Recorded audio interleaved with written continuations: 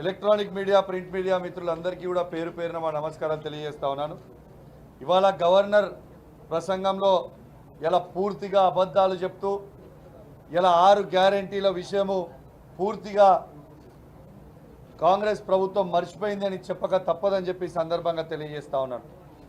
మొదటి 100 రోజుల లోపలనే 6 గ్యారెంటీలు ఇస్తామని హామీలు ఇచ్చి దేవుని గుడిలలో ప్రమాణాలు చేసి ఇలా ముఖ్యమంత్రి రేవంత్ రెడ్డి గారు మరియు ఆనాడున్న పిసిసి ప్రెసిడెంట్ రేవంత్ రెడ్డి గారు మరియు బట్టి విక్రమార్క గారు దేవుని గుళ్ళలో సంతకాలు పెట్టి మొదటి 100 రోజుల్లోనే మేము రైతు బంధు 15,000 రూపాయలు ఇస్తామని, ఇలా మొదటి 100 రోజుల్లోనే మహిళలకి 2,500 రూపాయలు ఇస్తామని, ఇలా తులం బంగారం ఇస్తామని, ఇలా పెన్షన్లు 2,000 4,000 రూపాయలకు చేస్తామని, 4,000 రూపాయలు 4,000 రూపాయల వికలాంగుల పెన్షన్ 6,000 రూపాయలు చేస్తామని ఆనాడు రేవంత్ రెడ్డి గారు చెప్పింది.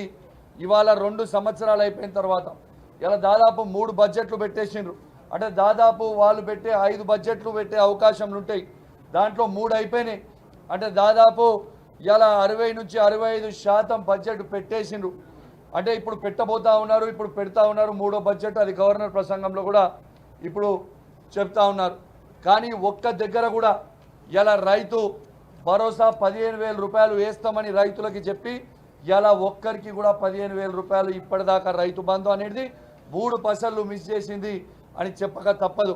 ముఖ్యమంత్రి గారు చెప్తారు రైతు బంధు అయితే నేను వేసినా అది పోయిందా లేదా రైతులకి నాకు తెలియదు అంటాడు. ఇది ఎంతవరకు కరెక్ట్ అని చెప్పి మేము అడుగుతా ఉన్నాం. ఒక బాధ్యత కలిగా ముఖ్యమంత్రి గారు ఈ విధంగా మాట్లాడొచ్చా అని నేను అడుగుతా ఉన్నాను. ఇవాళ ఎందుకు మా రైతులకి రైతు బంధు వేస్తలేరని మా తెలంగాణ రైతుల పక్షాన రేవంత్ రెడ్డి గారిని మేము ప్రశ్నిస్తూ ఉన్నాం.